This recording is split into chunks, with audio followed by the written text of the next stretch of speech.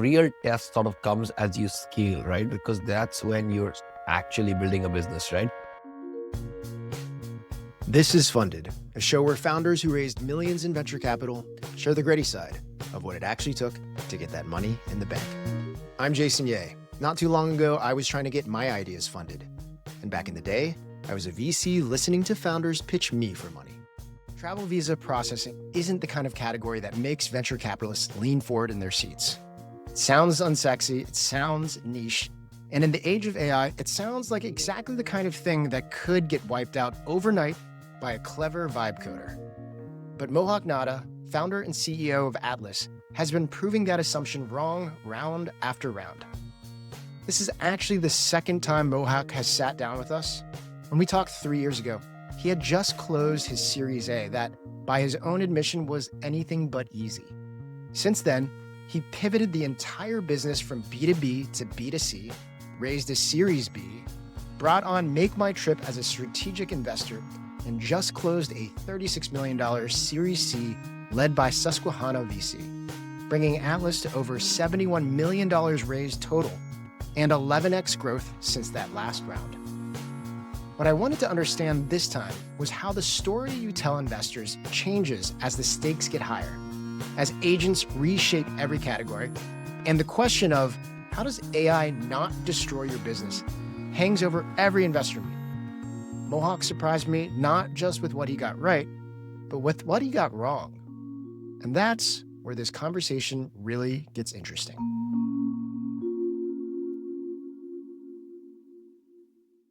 Well, then we'll get started. It's funny. We talked 3 years ago. It's funny. We generally like to have a new conversation with people. Every time we talk to people, it's a new conversation. And where we start is like asking about their childhood, but we got a chance to do that last time. I don't know if you remember what you said, but you said that you grew up in a very business forward family. I think your parents were entrepreneurs. And the business side of things didn't really excite you all that much. It was what was the building, right? And the first time I met you, it was like building, shipping. It's been 3 years since we talked. And when we talked, you had just finished raising a Series A. And by your own description, it was actually not easy. And everything you had to do to get there to make sure you were ready for that Series A, was not super easy. But 3 years have passed, maybe a little bit more. And I kind of just wanted to kick things off before we get to this incredible Series C, $36-ish million. What's happened since then? So give us a little bit of a sense for where we've come since 2023, I think, with Atlys. Absolutely. First of all, thanks, Jason, for having me, and thanks for being a supporter since the early days. For those who don't know, if you're ever considering raising and want an angel, I would always recommend Jason. I think he's someone who'll always go above and beyond. So good question. I mean, we started since then, many things have happened. I think that, maybe it's changed in the AI world, but Series A is when you start seeing glimpses of PMF, but then the real test sort of comes as you scale, right? Because that's when you're actually building a business, right? So I think until the Series A, it was a lot about just tinkering and getting to PMF. But beyond that, and I think for us actually, even more so, because when we did our Series A, our pitch was B2B, and then we pivoted to B2C. So completely different product. Think of it as a completely different business, right? All we did was we just reused sort of learnings from B2B as we pivoted to consumer. So the business is very different. And I think the biggest thing is just that when you're raising, and I guess in the context of sort of this podcast, like when you're raising a Series A, it's like you have to show glimpses of PMF and the market. And I think as you Series C is like, you have to show you can't just show glimpses. You just show a hardcore business and a real market and how you're going to attack it and the go-to-market that's working. A lot of things have to be working. Doesn't mean that you need to have a company that's IPO ready, but many more things need to be working and proven out, right? Yeah. So I think I've sort of, maybe I'm wrong, but I read it somewhere that market research says that a startup is like peeling an onion and you're de-risking with, and people want by Series C, a lot of things to be de-risked. Yeah. Well, Mohawk, I want to pause you there because this is already a jumping off point for a really interesting conversation. So I was reviewing our conversation from, 3+ years ago. And there was something really fun that you said, which was that, as you're raising, you can't just have like a glimpse of a business. You have to have a really good fucking business. You really stress this idea of a great business. And to you, that meant a business that could make a ton more money than you spent. And you glazed over this point in this intro here, but I really want to dive into this. You went out and raised that Series A under the pretense of being B2B, right? Mm-hmm. And I remember having conversations with you about it. You just said that you made the decision to go from B2B to B2C, which actually, in my experience, most people start out B2C because they understand the consumer. They understand the mindset of the consumer, what they need, and like, because they themselves are the consumer. So they're going to sell there. And a lot of people get disillusioned by going to consumer and they're like, wow, we have to go after bigger dollars. Usually you see the shift going to B2B. Now, I know from experience, when you go tell the market and you tell your investors you're going to go do one thing, it can be quite challenging to yourself decide, not only yourself that like we actually need to change, but you're also, setting yourself to have this conversation with investors in the market to basically be like, well, we're wrong. We're going to change. Can you actually rewind a little bit and talk us through that, and especially within the context of dealing with investors and dealing with the market? Absolutely. I think a couple of things help there, right? One is just math, right? Sometimes, you're able to sort of show PMF and a little bit of scale. But then when you tell them, the best way to prove it is just math. Be like, look, we're at like X percentage. We'll grow 10X from here, right? Which is amazing. But the business will actually just generate, I don't know, like $100,000 a month, right? And that's not a venture scale business. In fact, that's not a good business, right? So, and I can't sort of like make the same customer pay like 20X more, right? So, we got to reinvent, or we got to go back to the drawing board and figure out either more products that we can sell or a different customer base we can sell, right? That's one. I think the second is, you know, our vision, or my vision, was always to build sort of a consumer sort of platform. And I was sort of, even during fundraising, I was very clear that B2B is sort of a learning wedge into B2C, right? Ultimately, we want to be B2C. But I think that what sort of works really well, and it's very hard for people to argue, is just math, right? And honestly, right, like my advice is, if you have PMF within a certain target market or an audience, whether it's B2B, B2C, doesn't matter, right? Or even B2G, right? And you can build a very large business just doing that. Don't get distracted. But if you believe that, okay, like this market is at max, 5 million a year. And, even if I get like 20% of it, it's still very small, right? Then better to sort of take a step back and then the other thing is think long term, right? Have investors who think long term. And I think it's also pretty easy, right? Like the thing is, if you put an investor and be like, oh, do you care about the company doing really well long term? No one will say no. And then be like, okay, like this is the math and this doesn't work short term, right? Or this may work short term, but this will not work long term, right? And we don't want to have, it'd be too hard to pivot a few years down the line. So that always works, right? And I think most investors, VCs, especially early stage VCs, are investing with a much longer term horizon, so they're also okay. Yeah. I think they do have a long-term horizon. Where I see a lot of investors get spooked is when the jockey, the founder, is kind of going all over the place. So actually the detail you kind of glazed over was that your initial vision, or at least what you articulated, was we are doing B2B right now, but it is going to be a stepping stone to help us grow a B2C business. So did anything actually change in terms of strategy? Like what were the learnings, or did it just like unfold the way you thought it was going to unfold from Series A onwards? I think it unfolded the way I thought.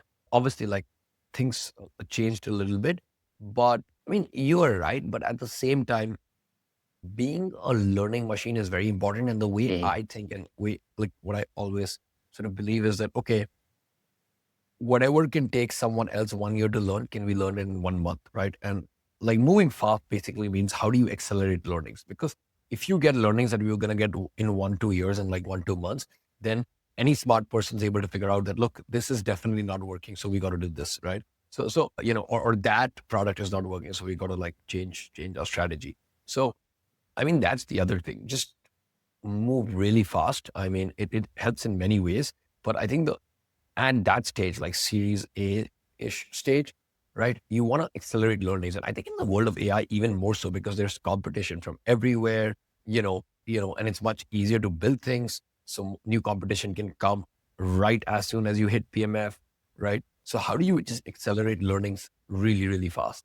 That's sort of I think during that stage, that sort of should be the number one priority. Awesome.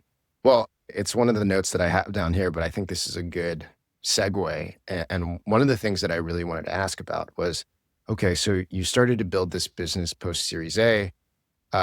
You actually had to stop along the way, raising the Series B from peak and elevation, incredible round. Right around this time is, I would call it that year plus the next year is when things really start getting shaken up, I think, by AI and also what the investor community is excited to invest in, right? Like you referenced the age of AI. I wonder if you could speak a little bit to what that's been like or what that was like as you started talking to the investor community. Maybe it started happening at the Series B, but I imagine it was not as much as, when you went out to raise this last round. All of a sudden, I think, and I don't want to lead the witness too much here, but I think what you need to articulate to investors has changed quite a bit, especially in the space that you're in. Tell me a little bit about what you experienced. Absolutely. I mean, that is very true in the last round, not in Series B, but in this latest round. I think a lot of things have changed, right? Number one, the expectations around growth have changed, right? Around, uh, I think, well, I mean, that's the number one thing, right? Like how fast a company can grow because you see these companies growing like 0 to 100 million in like 3 months or something, right? Right. Or I don't know, like I think some company hit like in 9 months, 100 million ARR, right? So that's obviously those curves, it's like a step function change, right? And I think the second thing is that a lot of investors now just want to look at AI, right? It's almost as if they believe that anything non-AI will just not work, right? So yeah, and I mean the way sort of we went about handling was that, look, we're gonna show you growth, right? But at the same time, we're gonna show it with very solid economics and a solid business, right? Because Hmm. look, with AI, it's sort of easy to call anything AI and just grow and not worry about like building a great business. And we didn't want to do that, right? And then the other thing is we would articulate, right, that we are actually as much of an AI company as any other company. In fact, we use more AI. We build our own models. We use so much so, right? But, I mean, just because we don't call ourselves Atlys.ai, we just use .com doesn't mean we're not an AI company, right? But, and then obviously we're a consumer company that happens to use AI, and then we were born sort of in this pre-AI age.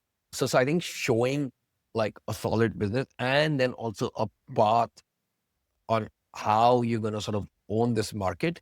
And I think one question that you have to be prepared for is that as the GPTs and Anthropics of the world grow, are they going to take away your business, right? And Yeah. if not, then why not, right?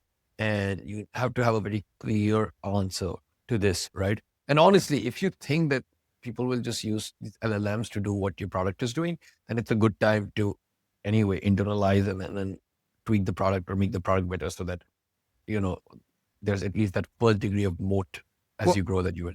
well, I think double clicking in here or actually pushing you to describe this a little bit more would be extremely valuable because I am one of those that founders come to for advice. And when I see a pure software business, something that feels very like, 2 years ago software, 4 years ago software, I'm like, if you have this out in market, great. and you can make money here now, but this is going to be a very hard story to tell investors that you're going to grow this, because I just don't see this being an AI durable business.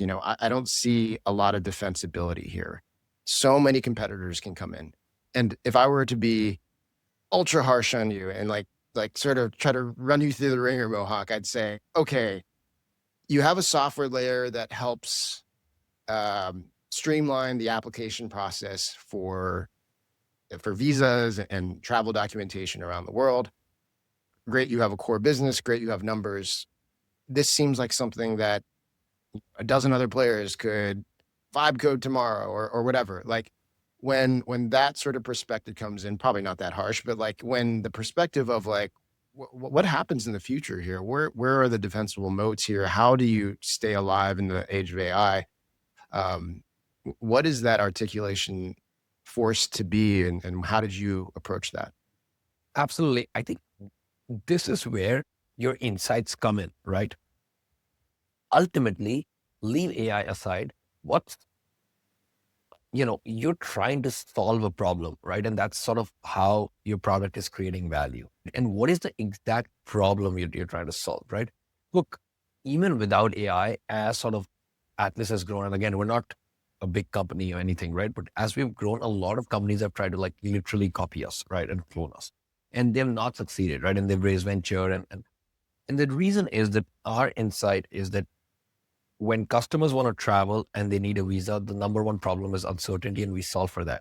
And so the magic is all on the back end, right? Yeah. Is how we're able to sort of stitch together, thousands of disparate points and journeys and systems and make it into a single sort of cohesive sort of experience, which provides certainty when it comes to visas, right? And even if you wipe code, you can wipe code and copy or clone our website, right? Or clone our app. But the magic lies in the back end, magic lies in the model, magic lies in all the predictions that we do, magic lies in us telling you that you're not going to get approved, right?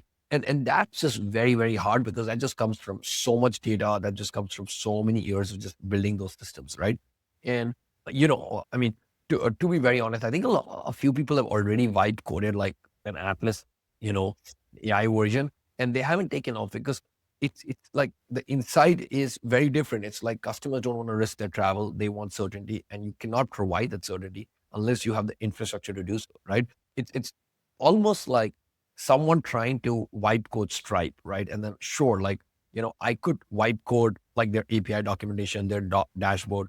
I could probably wipe code a version where I would use some other, Rails to process payments, but it still wouldn't be Stripe, because I wouldn't be able to handle fraud at the scale. I wouldn't be able to process payments at a success rate that they would do, right? So it's almost as if like, can someone sitting in a garage who knows AI wipe code a Stripe? And it's very, very hard, right? Because a lot of the years, the last few years, they've just built this enormous infrastructure mode that it's very Yeah. hard to beat them, right? And that's what's how we are trying to do. And that's the thing that you want to relate to investors. And it's like, it's not the front end, it's the back end. And the more you show, so one of the things that really helped is a lot of investors would ask me like, okay, how does Atlas really work in the back end? And without them even requesting for it, I would open up literally our backend infrastructure. How does like our internal tools? How does the visa application flow? What are the systems we have built? How do we handle the edge cases, right?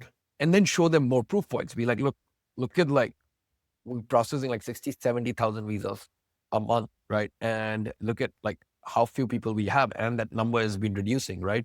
Look at the NPS, look at the reviews, and look at any other potential competitor. No one's been able to do so. Look at our margins, right?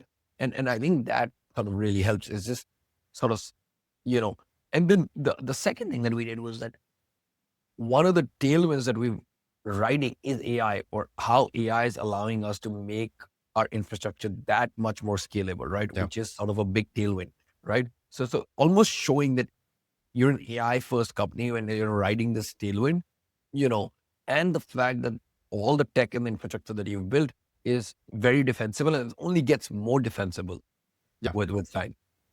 That's a great answer, and I think a great learning for anyone listening. So, if I can reflect what you said, the superficial layer, the front end, the thing that people see absolutely can be copied. I think that software layer where you can, if you were like playing with an app or a website and you see where the buttons are and you know where the buttons are, like that stuff, yeah, that can be done, very, very, very quickly.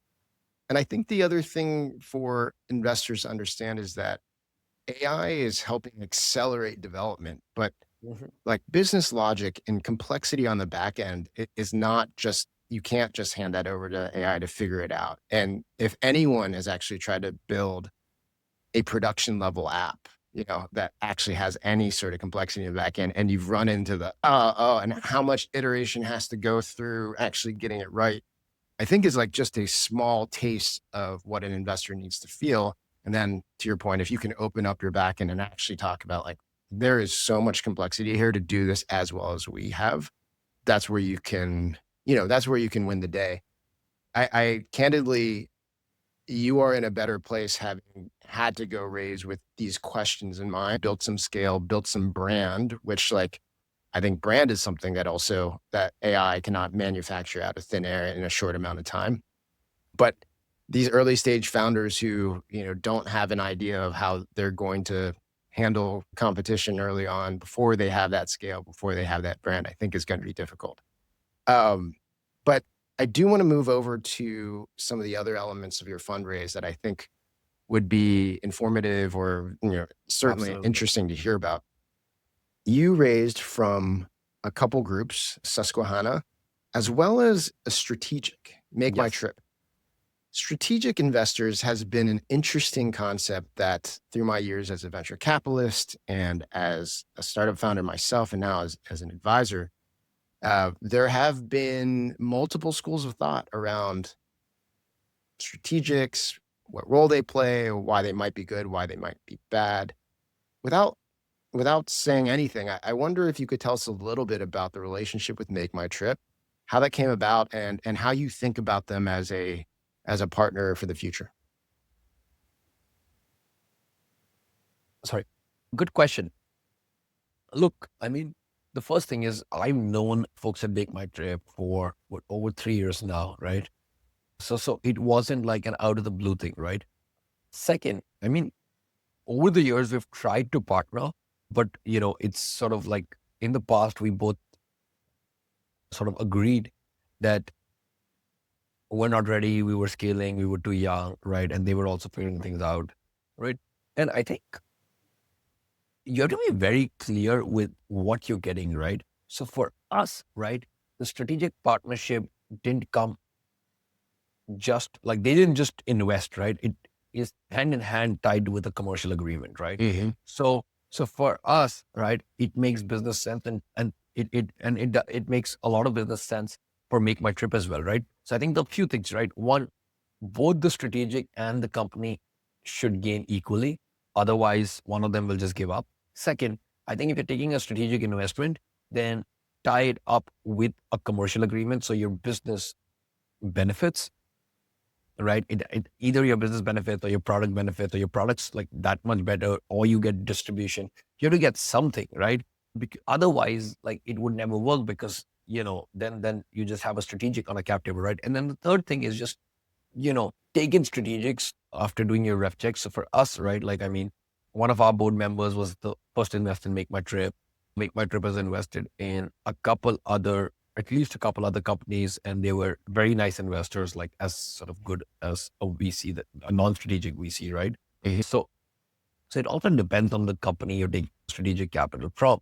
But I think the best thing to do is just tie it up with a product or a business use case, just because otherwise, I mean, otherwise, like the other thing is if you don't, then every future investor would also ask, like, why do you have a strategic on the cap table? Totally. Uh, yeah, Well, I mean, like to push back a little bit around the downsides of strategics, which a lot of people bring up when considering it, is okay. Well, now you have Make My Trip on your cap table.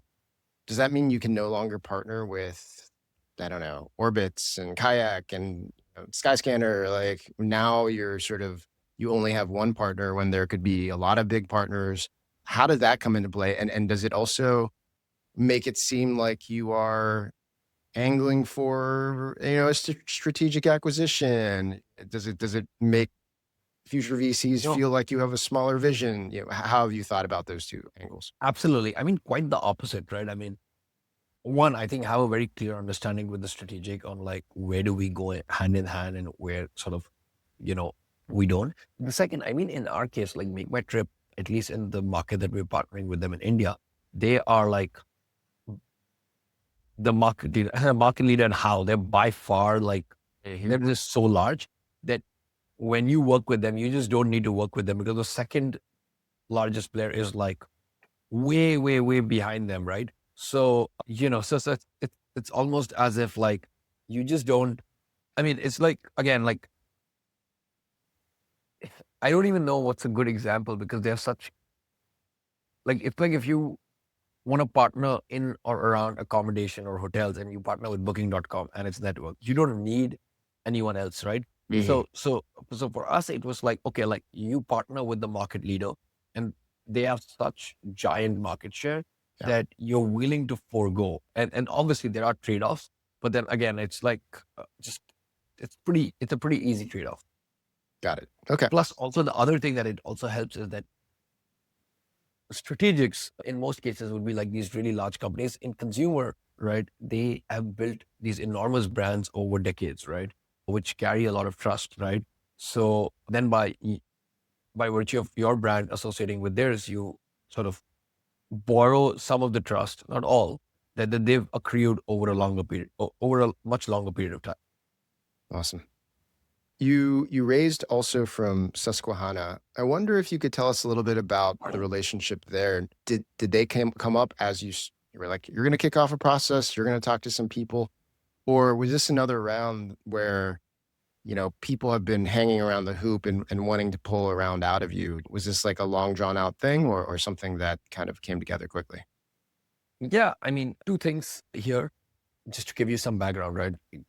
The way, I mean, I think it's from one of your blogs. It's like moving train versus a parked car, Yeah. right? So over a year and a half, we kept sending certain target investors updates, right? And so when we were raising, we would be able to like they were able to see a slope, right?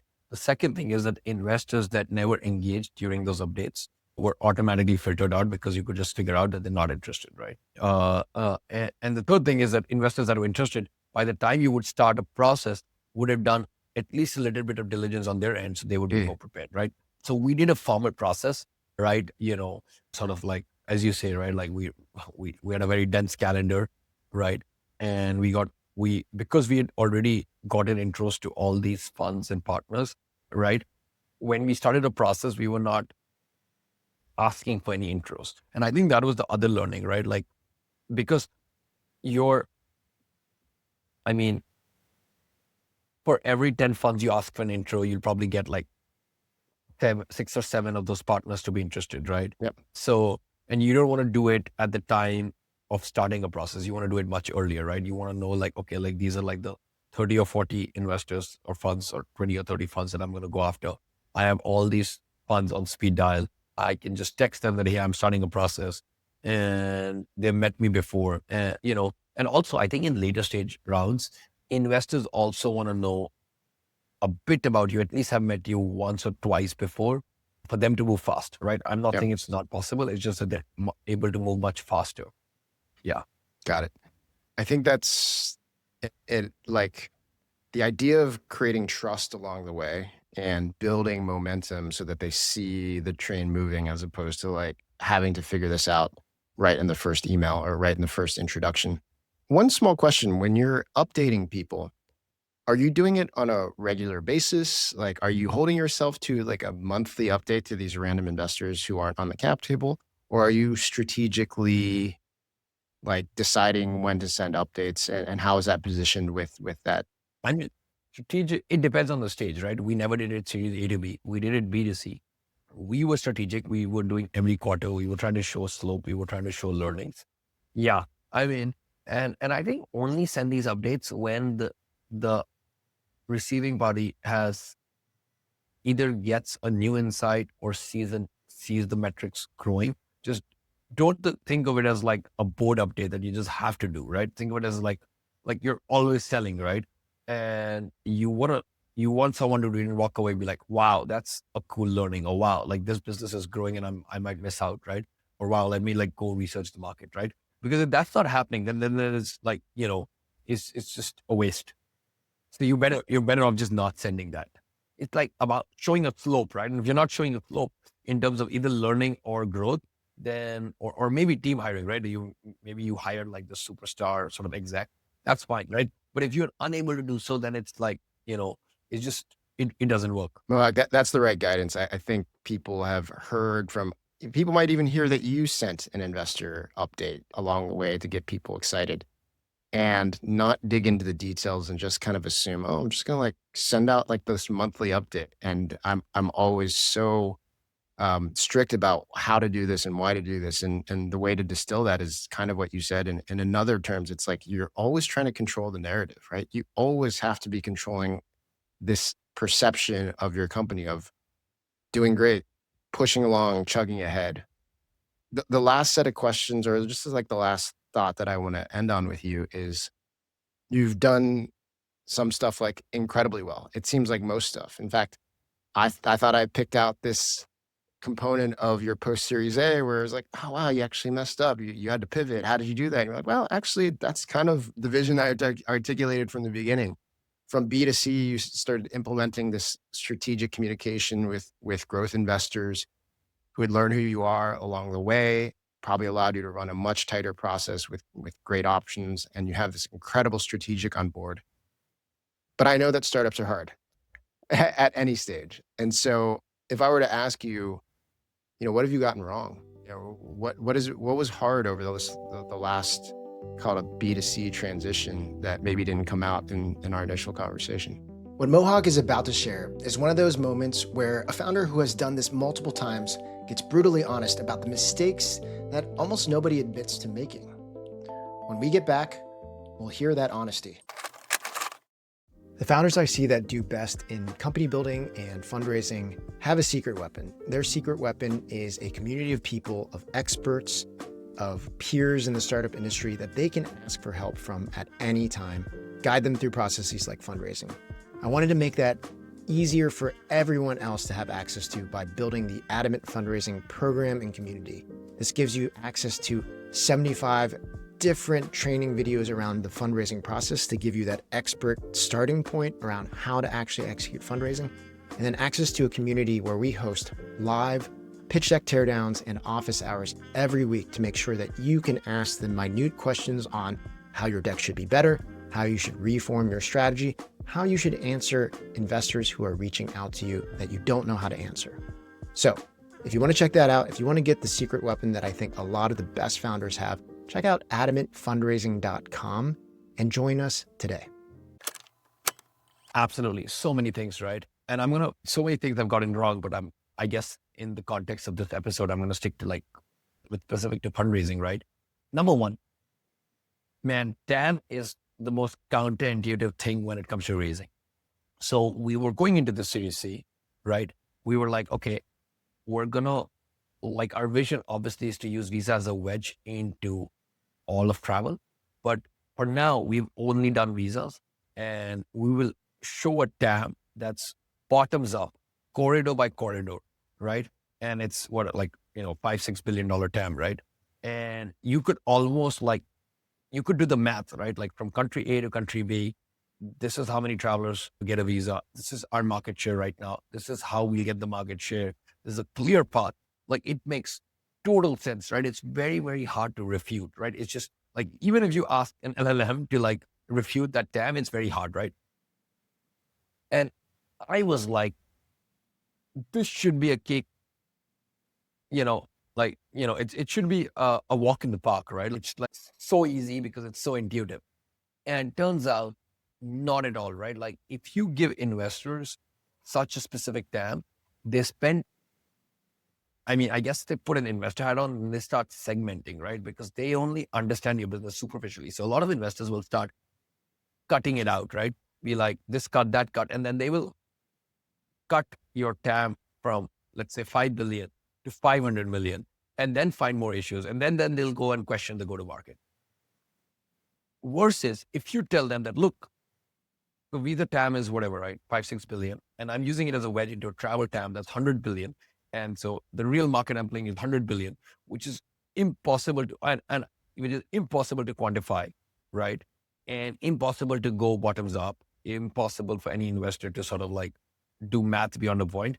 That works so much better, like quite literally. So, there's this fixation around giving a very, very specific TAM to like 5.25 billion actually did not work in our favor, right? In the sense that obviously, right, I mean, the good investors understand. So, and then that's what you want. But then the second thing is just overall, like, as long as you're attacking a large enough market, don't sell yourself short. Don't try to do the work that an investor would, because, if you go too deep, then they will go deeper using the data that you gave them. And it's going to go against you, right? Something on this point that I want to pick out for you, maybe as a learning for the future, but certainly for everything else, is you were pointing out the difference between sort of bottoms up specific calculations in a larger market.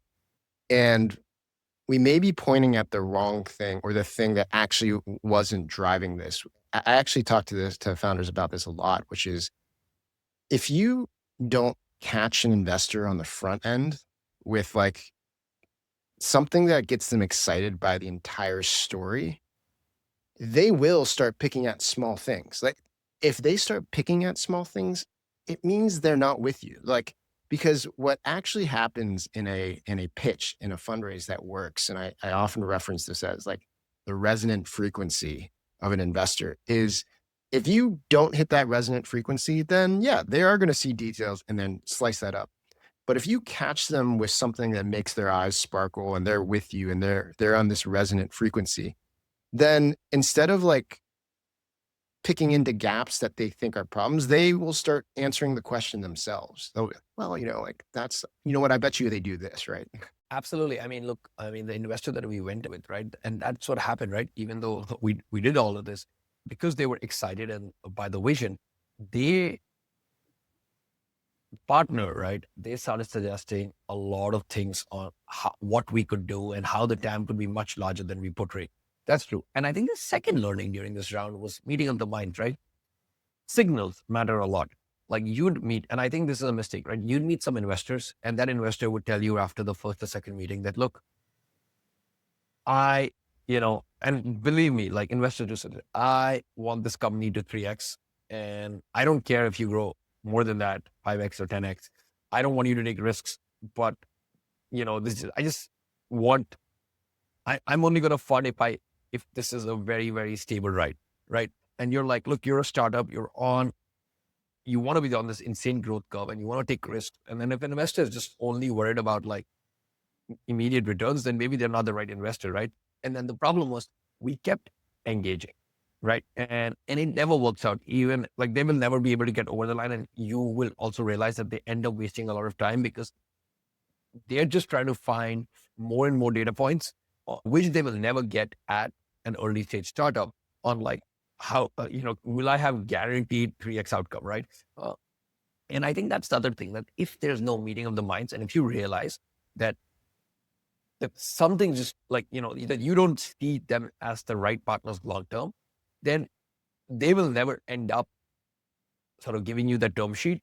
So it's better to save yourself that time and just tell the investor that, look, I don't think you're the right partner, right? So that was the second mistake, right? There was like a lot of soft signals from certain investors where there's nothing wrong. It's just that I didn't think there would be good investors for Atlys, right? Especially after the cap table that we have and the kind of investors, that we have are very long-term focused. You suddenly meet investors that are very short-term focused, you should just pull the plug right away and be like, look, I don't want to engage more. Did not do that, should do that. And the other thing is the partner matters a lot more than the fund, because the fund may have an amazing reputation, but if the partner is unable to sort of like, have that resonant frequency, see what this business can become long-term, it's very, very hard to, it just becomes very hard. So, I mean, that was lesson two, that these soft signals matter, matter a lot, right? Yeah. And then I think final one was just as you grow, every company will have weak spots. Every company will have certain problem areas that you wouldn't have solved, right? And don't try to defend them, but walk through them, right? So, for example, right, like for us, right, on certain sort of types of products or like visas, our customer support wasn't, a support experience wasn't the best a year ago, right? And if an investor would say that, right, or bring that about, rather than fighting it out, when we said, look, we acknowledged, we know that was an issue. This is how we fixed it. And this is why it was a problem in the first place.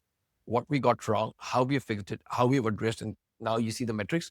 The latter worked really, really well because you are showing them a glimpse into like, look, the startup's always going to have problems. There's always going to be issues, but they're able to see how you go about solving problems. They're able to sort of get a glimpse into your mind. How are you reasoning through problems? And that's really important because they're able to say that, okay, look, when more problems are thrown at these people, they're going to figure it out, right? Versus they're just not going to acknowledge that there are real problems. I think investors are always looking for signs of confidence displayed by the founder.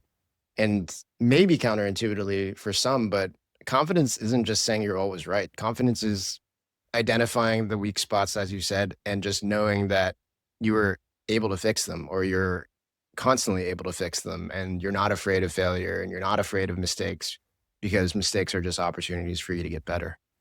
Well, I wanted to wrap up. I usually ask for a little bit of advice from founder to founder, things that you've learned. But I wanted to point out that you've been excellent at running processes. There's a process that you recently closed up, and we're not talking about the $36 million Series C.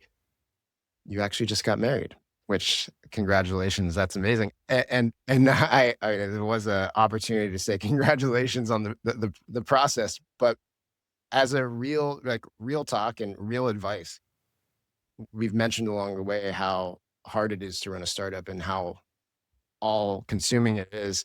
Your wife must be very understanding. I wonder if you have any advice for founders and managing relationships and getting to this point that you're at because you're juggling so many things and it seems like you're doing it with great skill. Yeah, well, good question. I mean, well, it's only been 10 days. So for me, but I would say like, I think just find a partner who's very understanding because this is just like building a startup is all consuming. Like you could just spend so much time and you would never realize, and there'll always problems that you're dealing with, right? So, I don't want to, I mean, I feel like work-life balance, compartmentalizing, this is all BS. It never happens, right? I think so. It's much better if you can find a partner with understanding, you know, I think, yeah, at least for me, that sort of worked. Well, I'm lucky that way. Yeah. Awesome. Well, it does sound like you found a keeper both in your business, sounds like in your cap table and with your new wife. And so I'll just close things off by appreciate the time, especially 10 days post-wedding. As I texted you, dude, take your wife out to an amazing trip and take a breather before, the next big sprint. But it's always good to see you, man. Awesome. Thanks, Jason. That was Mohak Nahta, founder and CEO of Atlys, the digital visa platform that is quietly building what might be the most defensible infrastructure layer in global travel. When we come back, I want to debrief some of what I think were the biggest takeaways from this conversation. Mohak just did something that most founders never do. He sat down with us and walked through not just what worked, but exactly where he got it wrong. The TAM that he thought was airtight, the investors he kept engaging with even after the signals were telling him to walk away. The weak spots he defended instead of owned. These are the kind of mistakes that cost founders weeks of wasted time and deals that should have been closed. And here's the thing, Mohak figured all of this out the hard way, in the room, under pressure, with real money on the line. That's exactly what Adamant Fundraising is built to help you avoid. It's a program and community I created for founders raising pre-seed and seed rounds who want more than just advice. They want real coaching, honest feedback, and a community of serious peers going through the same battle. You'll pressure test your narrative before it matters. You'll learn how to read the room, qualify investors, and stop wasting time on people who are never going to say yes. And you won't have to figure any of it out alone. because the founders who raise figure out how to put in the reps first, find ways to ask questions and get answers. Head to adamantfundraising.com and apply to join. Membership is application-based because community quality matters. All right, back to the show. All right, so I'm excited to do a little debrief on my conversation with Mohak. First, I'll just say it is really cool to be able to continue a relationship with a founder and talk to them after something that is extremely celebrated, like raising that series he did 3 years ago, and then being able to follow the storyline and get the update and see what he learned. I was particularly impressed by Mohawk because he was so transparent and he talked about the mistakes and the things that he got wrong, which is where I think most of the learning happens. And unfortunately, in media, there aren't a lot of like mistakes shared, and so many people have to go through it themselves and make the mistakes before they learn. Anyways, kudos to Mohawk for everything he's built and the lessons along the way. There were 4 things that I wrote down that I want to spend a little bit more time on and make sure that I underline because they are amazing takeaways. The first one is just a question that's on everyone's mind around AI durability, AI defensibility, basically this question of like, isn't AI just going to build all software? And how are you going to defend against that? What's going to happen in the future? I honestly flip back and forth around this. I was a doomer around AI and it completely getting built.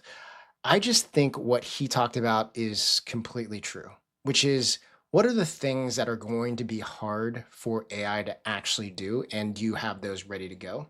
I think some of them people fully believe in and understand. And so brand is extremely important. In the future, when there are so many different things that do something, then you're going to want to go with the brand that people talk about, that people understand, that sort of equates to trust and that it'll get the job done the right way. So being first and being the biggest brand, that matters. He talked about distribution too. Now, look, I think distribution in some ways or in some channels, AI is going to make it easier to build up, but the main strategic distribution channels and partnerships and things that you can put in place, that's also going to be hard for AI to completely replace or destroy in terms of a moat. But the last thing, which might be debatable or I don't know, create some sort of angst and anxiety, is whether or not building software is a moat. I've seen firsthand how quickly you can build products. But at least now, I think there's a real moat still in the complexity of software and the business complexity behind the software and the subtle things that haven't been indexed by LLMs to understand like this is what you should build. Now, the reality is the software building cycles have been compressed tremendously. So no matter if you have complexity or not, the reality is yes, could a competitor start working to build something and iterate and learn along the way and go through the same challenges you did in order to get there and do it quicker? Yes, but it does mean that there is always going to be a trade-off or a decision. Am I going to compete against Atlas or something else? Like, what is the thing that I actually want to compete with? What is actually going to be complex? And I would say that complexity is still going to be something that provides defensibility. I personally believe software companies are going to exist in the future, but the main role they play may shift. It may be around security, or it may be around data standardization. It may be about a bunch of different things we're not even seeing. But I think the death of software companies is exaggerated. And it's just the version of software companies that we see today that's going to change. All right. The second thing that I really appreciated was him talking about acknowledging issues and showing growth from there, and that actually working to his advantage when talking to investors. He talked specifically around how one of their faults or one of their weak areas was customer experience, customer support. And he's like, it gets brought up all the time because if you Google Atlas, there'll probably be some complaints about the experience that they had. But instead of getting defensive, instead of trying to push back around, no, we were actually pretty good. The approach, whether it's with Atlas and Mohawk or with your company, should be to be honest about it and to to show that you've seen those problems and it's actually something that you're working on.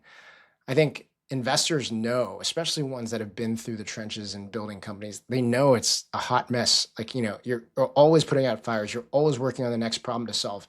But showing that you're aware of those problems and showing that you have a history or a demonstrated ability to see problems, address them, and make the whole company better because of them, that's actually the signal and the type of company and the type of founder that a VC wants to back, not someone who's trying to pretend like they're always perfect and none of the problems actually exist.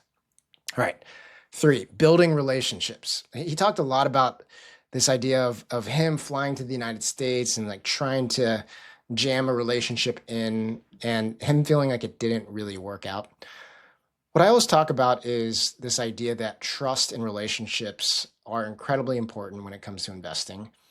But there's also this trade-off slash unexplained timeline around like, okay, when should I actually start the fundraising conversations? Because the reality is you could build relationships and prepare and grow trust to infinity before fundraising, right? Like I was talking about my own venture fundraise where it was kind of like I had been building relationships for 10 years before I raised capital. And when you do that, it becomes a little bit easier to raise capital. That's not going to be the case for everyone. In fact, like I wouldn't expect that. But I think what he called out is important to know. And it's just that if you have the opportunity to build a relationship early on with someone that you might ask for money in the future, try to do that. Obviously, don't let it take over your entire strategy and time. You need to build your company. But if you're traveling to cities where investors live and you can carve out some time to try to get meetings on the board before you go fundraise, yes, that's going to help.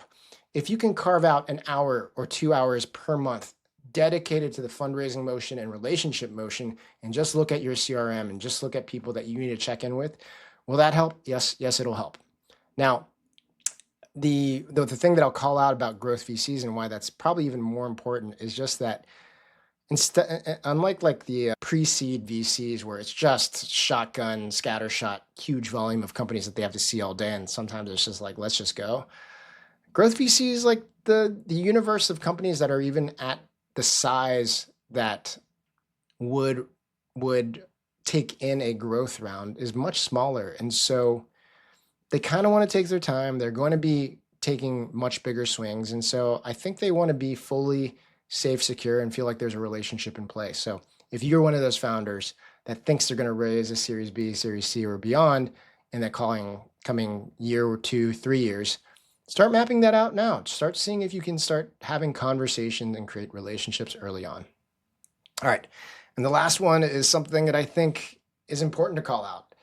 Mohak, when we had that conversation, was literally, I think it was like 3, 4, maybe 5 days after he just got married. So I asked him a question about relationships, managing that as a startup founder. And he said he was lucky. He said that his partner was very supportive. I think that's amazing. That is part of partnership. That is part of being a crazy startup founder and being in a relationship, is having someone that understands that craziness. My one piece of advice out there is probably to not let that be an excuse to why you can't step away, you can't spend time with your friends and family, because the grind of being a startup founder, as you guys know, can be all encompassing. And that is part of the reason the best are successful. But I do think making time for some balance, even a small modicum of balance, is important. Getting the energy so that you can sprint and then take a rest, hunt like a lion, not graze like a cow. Like you want to have these spurty bursts of energy. That is only maintained if you can have some time to yourself, have some time with friends and family and relationships that bring you joy, bring you energy. And so I wish the best for Mohak in the company. I think he's off to an awesome start with that, and also the deal he closed with his wife. So anyways, that's my debrief. I hope that was enjoyable. I hope that made sense. And I'm looking forward to talking to Mohak again in another couple of years when we see the next round, possibly an IPO. All right. Thanks so much. Thanks so much for listening. If you have any questions about today's show, or maybe you're raising capital yourself and want help problem solving, you can find me on social. I'm at JA. That's JAYYEH on almost any social platform. And you can email me at jason@fundedpod.com. I also have a newsletter where I share tips, strategies, tactics around fundraising. You can find that and all the other ways that I support founders in their work to fundraise more effectively and efficiently at my website. That's admnt.com, short for adamant. You can find me there and figure out if there's anything that I can help you with.